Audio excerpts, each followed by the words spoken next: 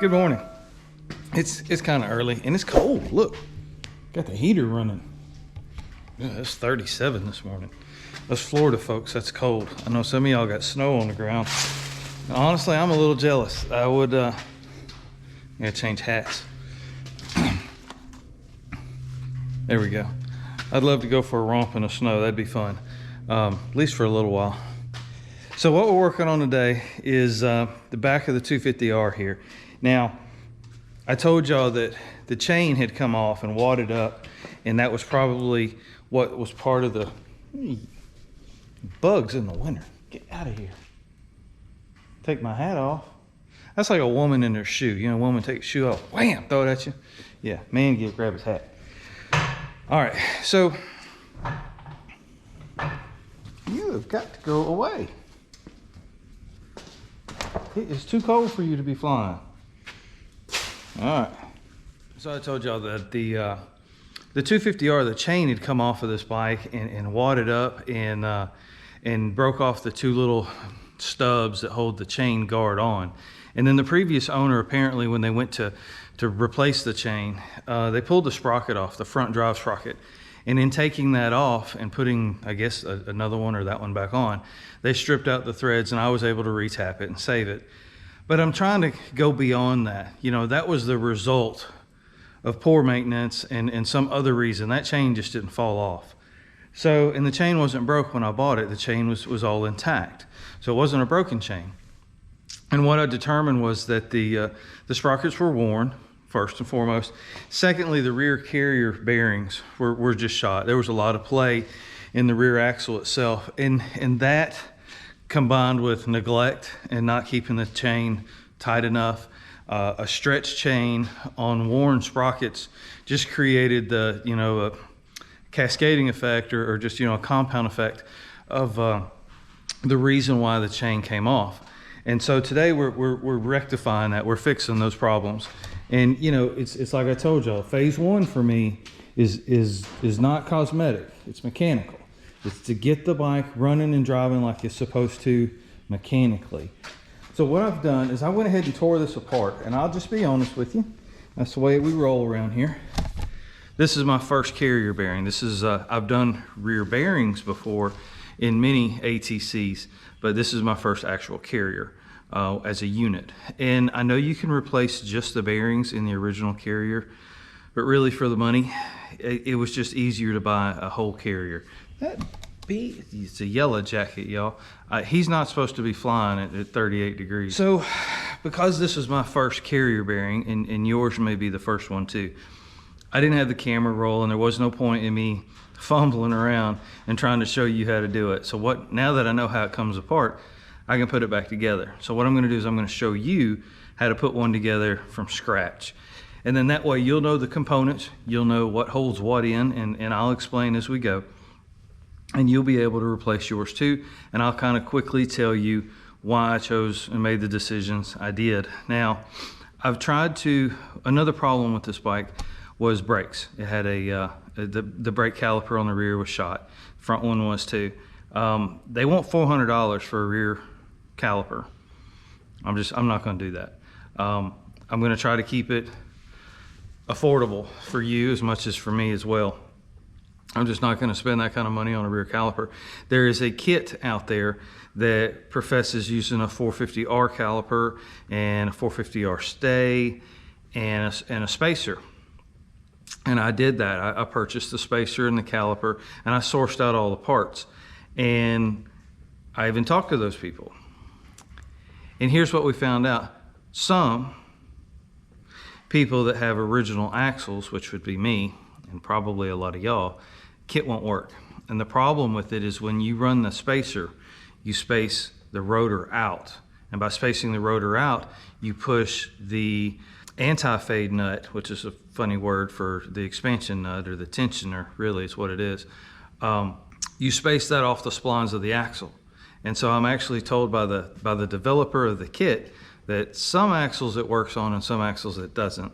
And the best repair for me at this point now would be to have my axle machined or buy another axle. We're not going to do that either. So I find myself at a position that I'm not willing to buy the original parts because they're going to be used and they may be as bad off as what I have. They don't make the caliper anymore new, so that's not an option.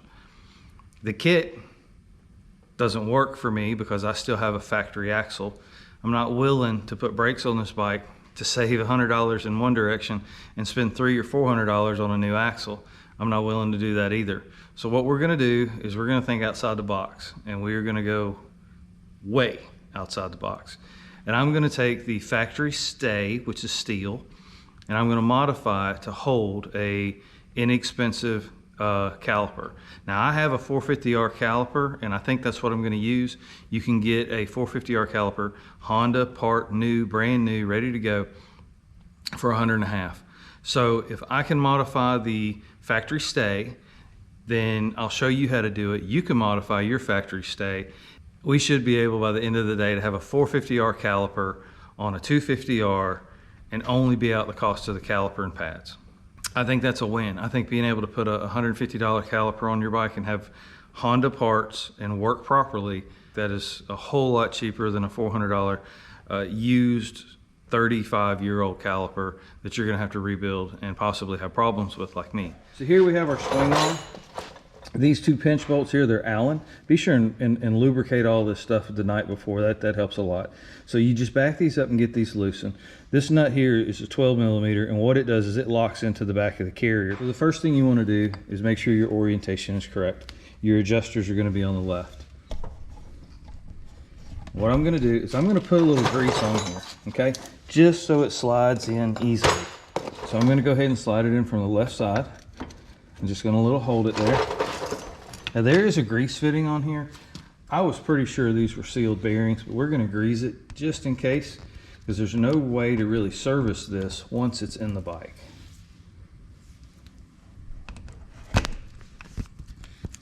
I think what you're greasing here is not the bearings. I think you're greasing the pipe that's inside. So now our carrier's greased up. It's all nice and try to neat here. Keep it clean. We're just going to slide it across. Like so. Okay. Now these adjusters, these holes you see on the left, these are adjusters. You can put, this actually comes with a tool. It's just a blunt end screwdriver basically.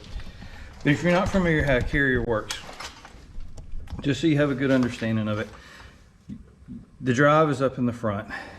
Big sprocket sits here. If the chain's loose, you can tighten the chain by rolling this around. What you're doing is you're making the center line of the axle further away from the drive, thus tightening the chain all the way back until that's as far back, basically the opposite, is as far as you can tighten the chain. Once you get to this point in your adjustment, you're out of adjustment, and you either need to take a link out of your chain or get a new chain, or maybe your sprockets are worn, or whatever the reason is. So when you set it up though, you want to set it up in the near. The axle is closest to the drive sprocket, the shortest distance for your chain, okay? So moving forward, we still have our housing here. I've got it in the loose position. You can go ahead and put some tension, because we are going to be kind of shoving and pushing and moving stuff around. So I'm going to go ahead and tighten these Allens up a little bit, just so the carrier's not moving around. I don't want it moving around while I'm working on it. Okay, now you would want these pretty tight. So what you have is a pinch situation where you tighten these bolts. It's actually pinching on the carrier on both sides, and that's what holds that in, along with this jam nut, this 12mm nut here, or bolt, excuse me. As you tighten it in, you're running it into the back of that carrier, and this is just finger tight kind of stuff at this point. Now when we're done, we're going to tighten all this down properly. I just don't want it moving right now. Okay, so now that we've got our carrier, and really, I mean, that's it. That's all there is to it. So we've got new bearings, we've got a new spacer inside, we've greased everything, we're good. If all you were doing was bearings, that's all there is to it. This part here was about $45, which I thought was a pretty good deal. Now I went ahead and lubed up my axle. Always, when you're working with axles or anything threaded, keep a nut on the end. If you were to drop this and you mess up those threads on the end, it could cost you hours to straighten those threads out or cut them off or whatever you may have to do. Always work with a nut or bolt protecting your threads. All right, so we're going to put this through carefully. There are seals on both sides of the carrier, and you don't want to really tear those up. As you see, I've already greased the axle because I just want it to go together as easy as possible. I don't want rust to cause the splines or anything to lock up in the future. It's just preventive maintenance really at this point. So make sure the axle is pushed in as far as it will go. So our next piece, what we're going to do is we're going to go ahead, and you see that the bolt spacing on the original 250R is a little further. So what we're going to do is we're going to modify this bracket, and because it's a steel, I can weld it, and that's good. Okay, so what I've done, I've taken my original stay right here off my 86, and I've put it on the bike and I've mocked it up. This is my 450R caliper. Let's call this the body. This is the part that bolts rigid to the frame, and then the caliper part of the sliding part slides on top of it that holds the brake pads around. So what we did is we got our original stay here off of our bike. Is the 86. Okay, it is a little different than the 85. And I've added this bolt right here. After I got everything mocked up the way I wanted it, this is where I wanted my caliper housing, the fixed part, to ride. And what that does is it gives me a really good angle on the caliper itself in relation to the axle as center. Because if you had this the wrong way, you see how center line changes. So you needed to keep that center so you have full contact area with the pads. That's very important. Okay.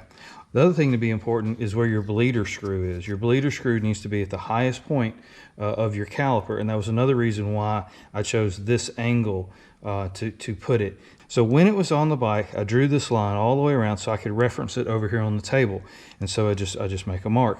You see where the bolt hole would need to go would be right on the edge of the aluminum, and this is also tapped. So I really can't put the hole there. So what I'm going to do to get this angle like I wanted, I'm going to actually extend the metal, which I can weld. So I'm going to extend the bracket up and over and then back down. And then I'll drill a hole there because remember, this is threaded. My bolt will come through my new piece of metal, and then it will all ride just like I want it. So finding my angles, what I wanted, you see here I drew a straight line, and then I'll copy this because this is what's going to be the inside cut of my bracket. So now what I want to do is I'm going to take this apart. I'm going to cut my cardboard and get my inside, and I'm going to line those two lines up.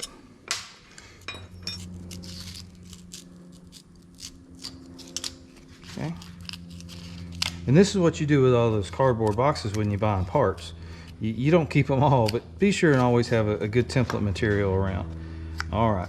Now you see here where I can reference my line that we just drew off the original stay. So that's our line. We know we're going to want this to continue around a little bit so we can get plenty of weld over in here too.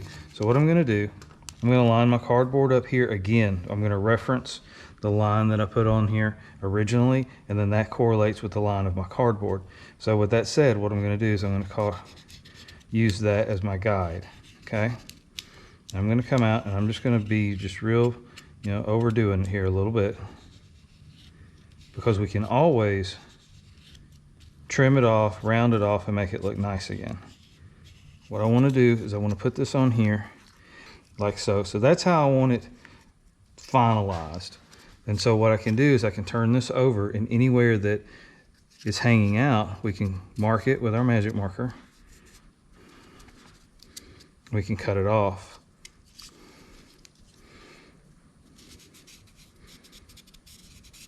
This way I can bolt it here, get it just like I want it. I can test it on the bike, and then I can tack it, and so it won't move. And then I can take it apart, this will stay put, and I can weld it up just like I want it to. If you were to drill a hole first, then weld it on, and it be off, then it's going to change where your caliper is just a little bit. And then I'm going to transfer all of this over to a piece of metal, which I have here. It's just a piece of angle iron. It's the same thickness. I'm going to bolt it on, and then we'll tack it on the fixture.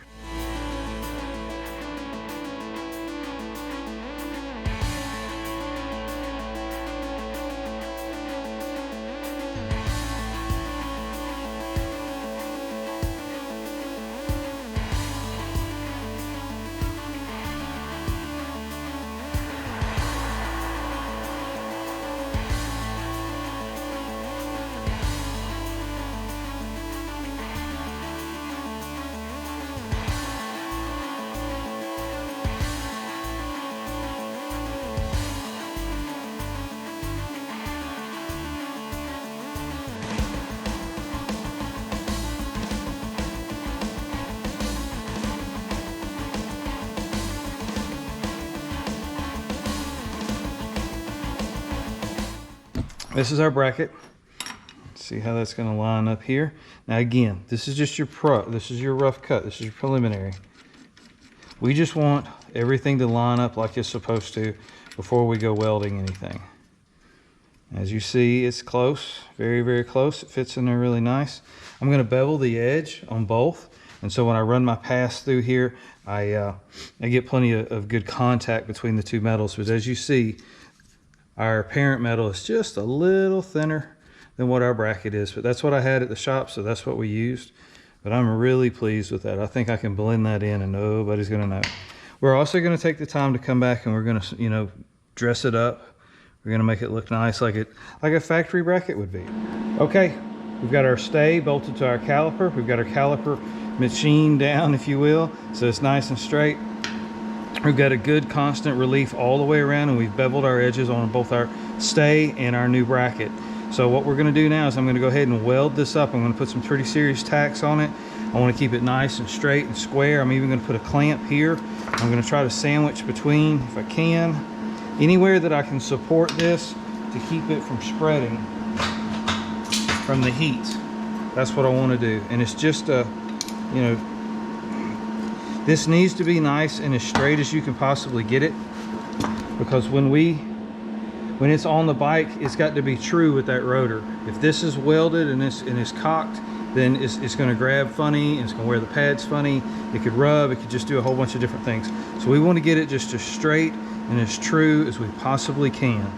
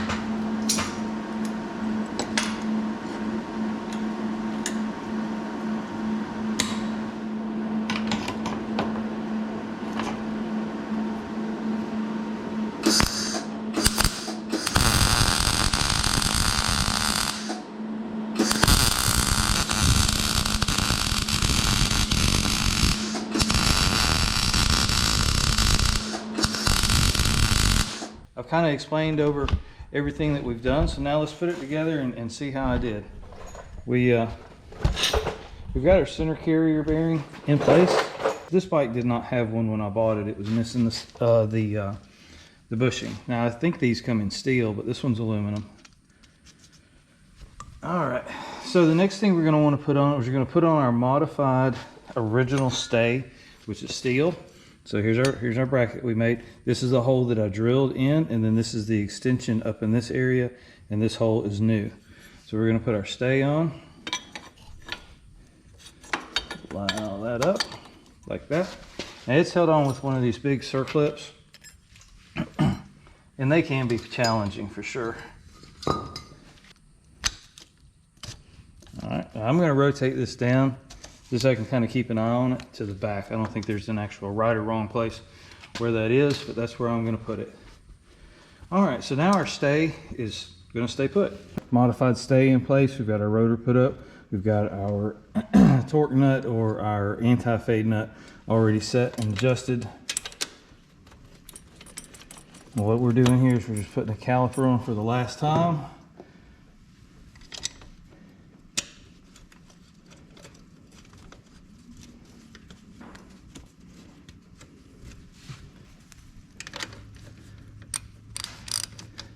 Now you can do this with any caliper. You don't have to use a 450R caliper. You can use a lesser expensive caliper if you want.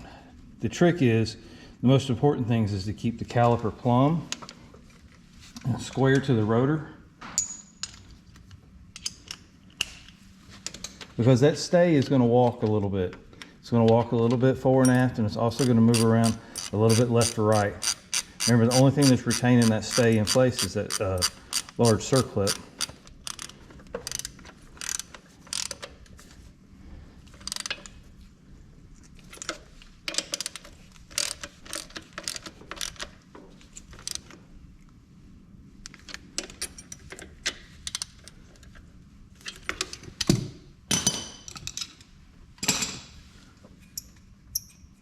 Make sure the bleeder is the highest point, that way you can get the air out of it. You can reverse bleed these if you have to. I did not have to. It just took a little while with a whole new system, new reservoir, new lines, all new everything. It took quite a bit to get all of the air out of the system. You see, I did incorporate the parking brake delete plate, so I'm not going to be using a parking brake. And then that's why we also went with the singular handle or lever in the front. But that's our caliper, and that's our rotor, and our modified original factory stay. I think it looks good. I think anybody walking past the bike, nobody's going to be the wiser. If they do, they'll notice hopefully it's an upgrade. But I'm very, very pleased with that. Very pleased with that.